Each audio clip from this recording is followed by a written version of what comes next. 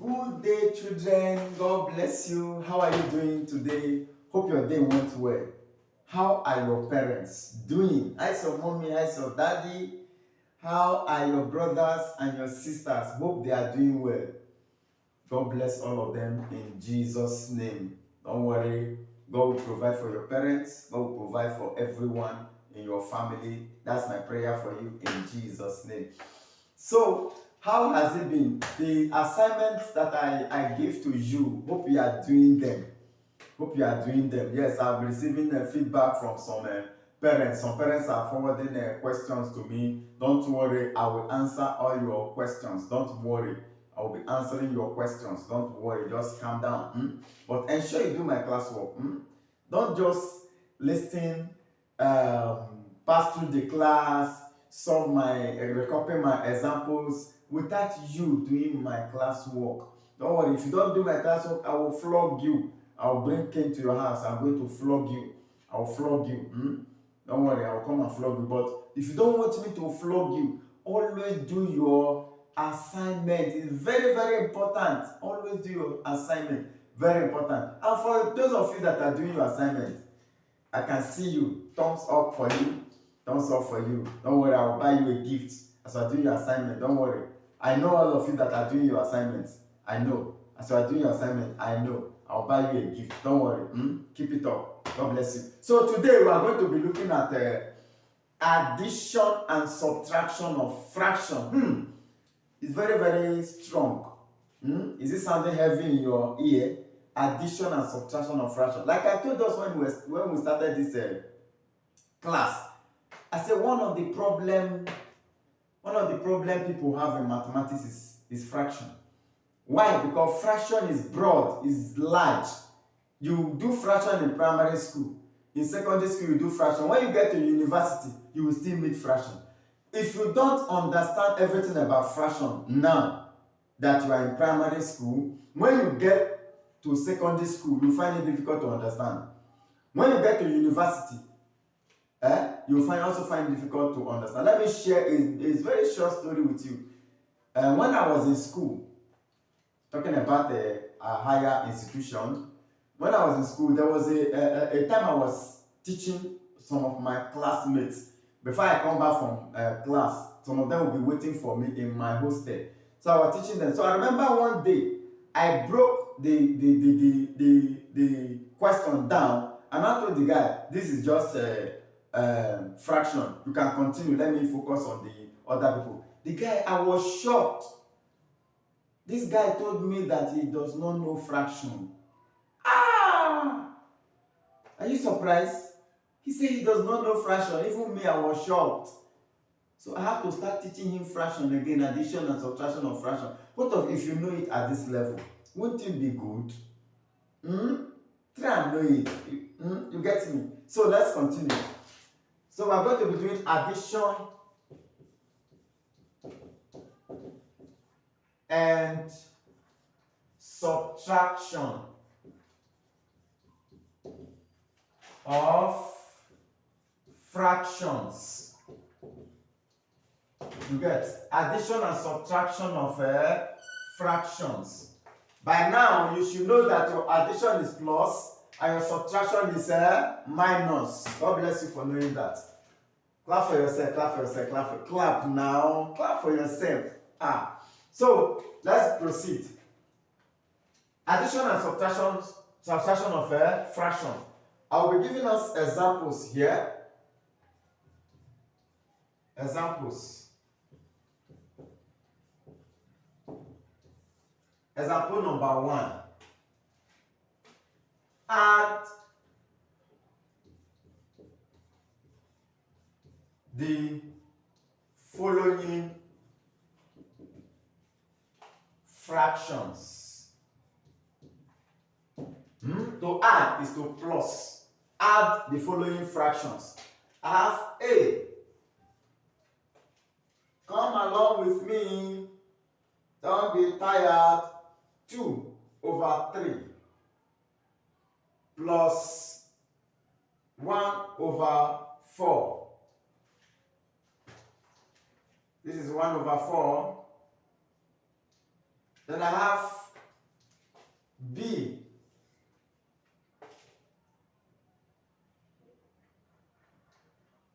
I'm coming. I'm coming. That B, 5/8 plus 1/4. Then C, we'll take 3 questions. Has C, 2/3 plus 2/3 plus 3/9. Okay, let's find solution to this. Solution. Hope you can see the board clearly. Solution. Let's bring the first question. 2/3 plus 1/4. Now, what you do, children, please, let's get this once and for all. Don't let anybody confuse you. Don't let anybody to deceive you. What you do here is this. 2/3 plus 1/4. You don't add. You don't say 2 plus 1. 2 plus 1 to give you 3. Then 3 plus 4. 3 plus 4 to give you 7. So that is to say this, now the answer will be 3/7. Wrong. That is not how to do it to children. That's not how to do it. What you do here is, whenever you are dealing with addition and subtraction of fraction, we are talking about addition first. So the next example, I'm going to bring minus. So it's just like saying, where we have plus, I will not just remove plus, I'll put minus.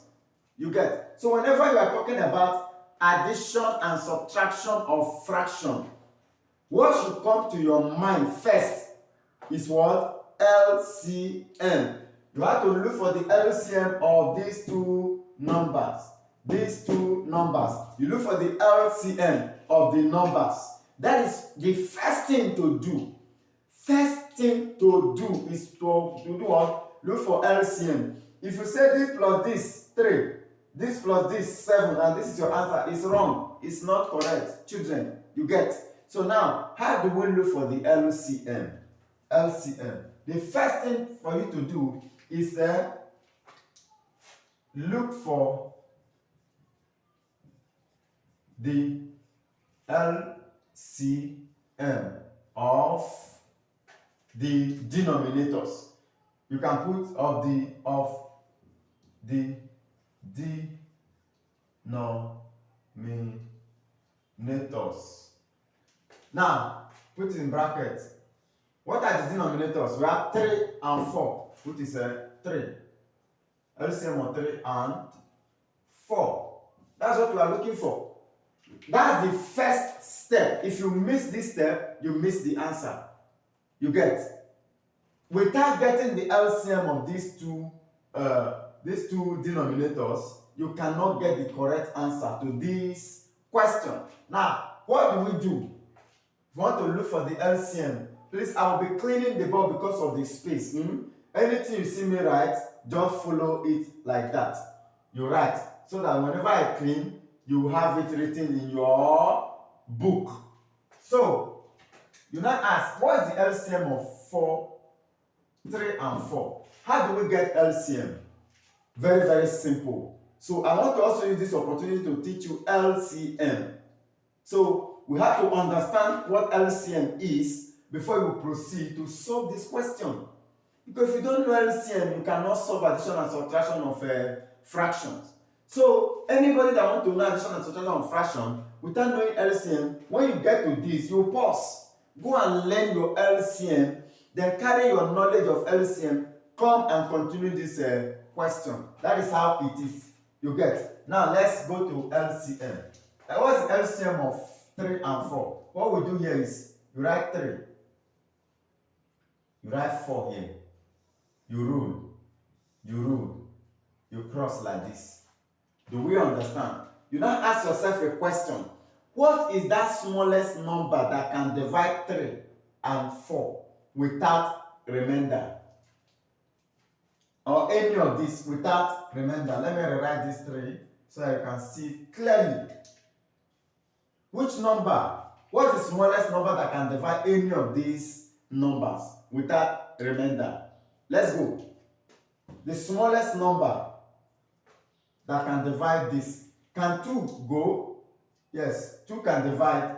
2 go into 3. Because you cannot divide without remainder, you repeat the 3. You get 2 go into 4 will give us 2. Is there any number that can go again? Smallest number? Yes, 2 can go. 2 go here because you cannot without remainder. You repeat it. Then 2 go into 2 will give us what? 1. Now, we have 3, we have 1. What is the smallest number that can divide 3 and 1? 3 or 1 without remainder.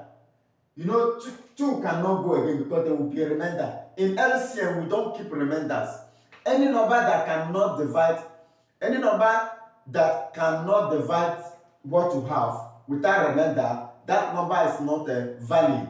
The reason why we bring 2 here, because 2 is the smallest number that can divide any of this, not definitely all of this, any. Because 2 can go into 4, that's why we bring 2 here. So that by the time we go into 4, it will break it down to smaller units.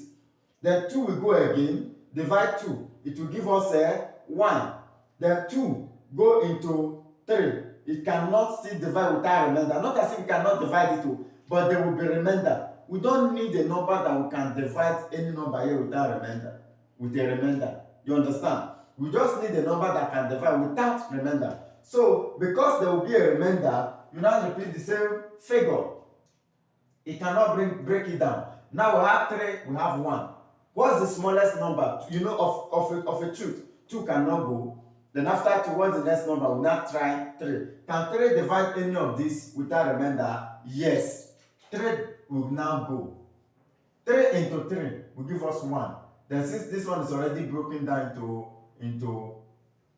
into smaller part, just repeat it.